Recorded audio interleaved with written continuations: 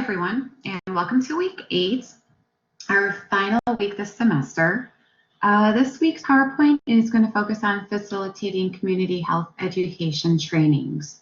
The objectives this week are to differentiate between a goal and an outcome, identify the steps in creating a training session, to be able to create a training outline, and to be able to create an assessment for a training outcome. The items that are due this week are the training outcome and outline assignment, motivational interviewing with Gabe Turner. This week you have to achieve your 80%.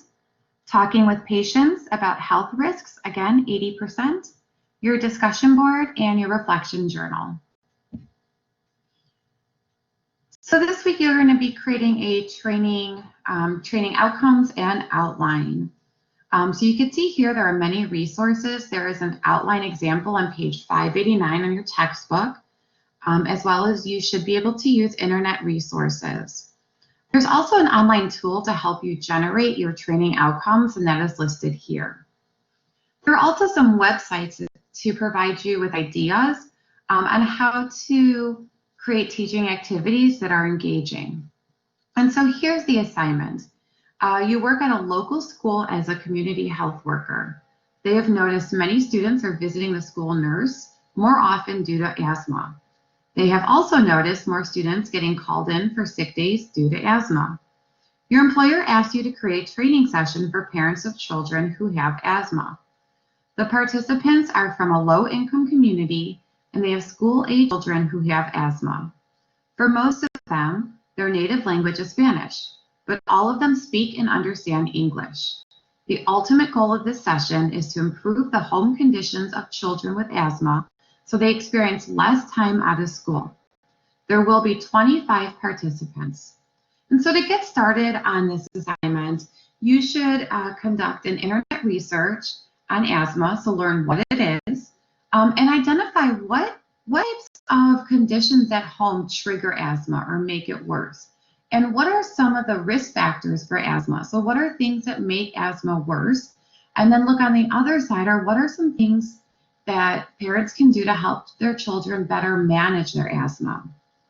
That is how you are going to help the parents identify ways they can better manage asthma. Once you've done that and you've done your initial research, you're going to write down 3 training outcomes. So you can use the generator I provided above, which is the previous page. But remember, the ultimate goal is to reduce time out of school for children with asthma. So think about, as you create these learning outcomes, what will parents need to learn to help manage their child's asthma? Remember, training outcomes need to be very specific. So think about it as a SMART goal. And then finally, you'll create a training outline for your session. I provided an example of the training outline down below. You should have 3 rows. So you're going to do 1 row for each outcome you created. When we look at health education trainings, the overview of the training model, identify a main topic. More often than not, that will be identified for you by your employer. You will then write your purpose or goals. Think about the duration of time that you have with the participants, how many participants you will have, and who are your audience members. So think about age and their language ability, their education, their culture, their gender, things like that should be in the back of your mind as you're creating training sessions. And then locations, where will the training sessions be held and what resources and materials do they have available? When preparing a training session, as I've already mentioned, your goal or purpose is usually determined by your employer. But what you need to do is that what do your participants need to know to reach that goal or purpose? And so in order to do that, it's your job to establish training goals and learning outcomes. And so what's the difference between a goal and outcome? A training goal is very broad and it's generally not measurable, tends to be more long-term, whereas learning outcomes tend to be very specific, measurable, and you can measure outcomes immediately after your training session. When we think about how to write an outcome, it's important to be as specific and objective as you can be. So here's an example. The goal that your employer gave you is to reduce stress in community A. And so now, as a trainer, I need to come up with some learning outcomes for my training session. And so here's what I came up with to provide an example for you. After the presentation, the participants will be able to list at least 5 stress management techniques, describe the process of a deep breathing exercise, and identify at least 2 negative ways stress can impact a person's health. As you can see from these learning outcomes, they are all measurable. I can create an assessment, measure how well my participants learn during the activity. When we look at training outcomes, here's an example of a training outcome. For this one, I did it for diabetes. So diabetes training module, and I actually did it for type 2 diabetes. So my objective and scope, the first is to define and understand type 2 diabetes. My key content is to define type 2 diabetes and discuss the causes and risk factors for type 2 diabetes. My activity here is lecture, but it will be very short. And the materials I will need are PowerPoint, computer, screen, and notes for participants. My second objective and/or scope is for my participants to be able to identify the risk factors for type 2 diabetes. And the key content is the protective versus risk factors. And here is my activity. So my participants will be divided into small groups.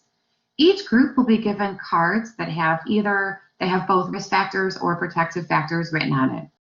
Then they're going to work together to place the cards into the category as either a risk factor or protector. And so the materials I will need for this are those risk factor, protective factor cards.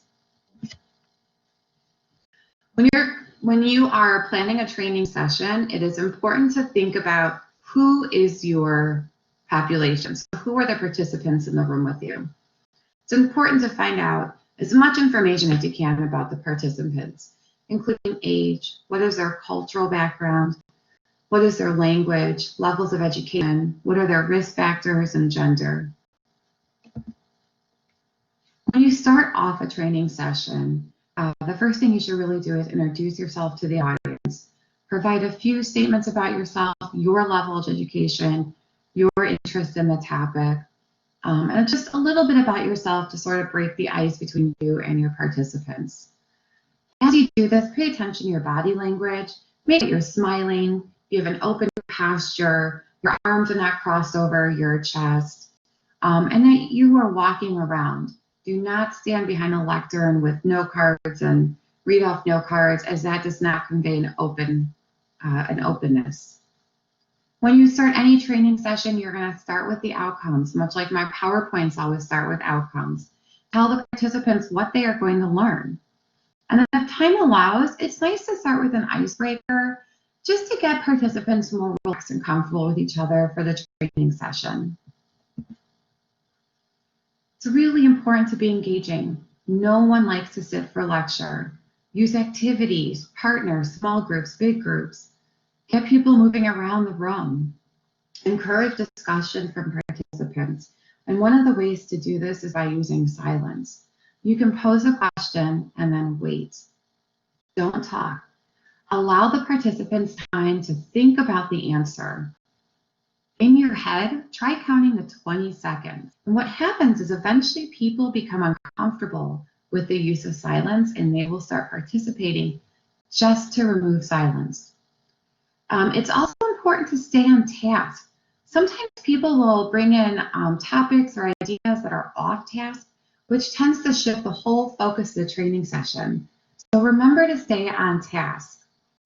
It's also important to respect your participants' time and end on time.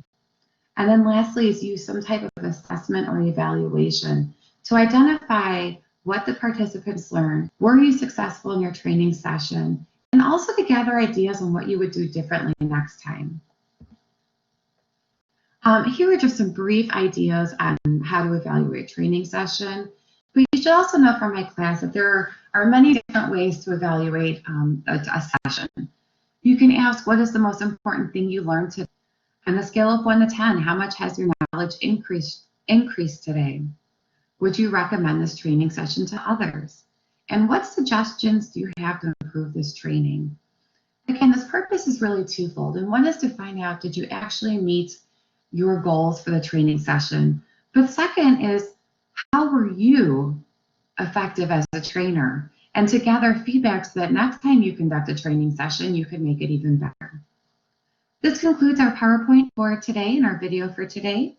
If you have any questions, feel free to email me. Have a wonderful week.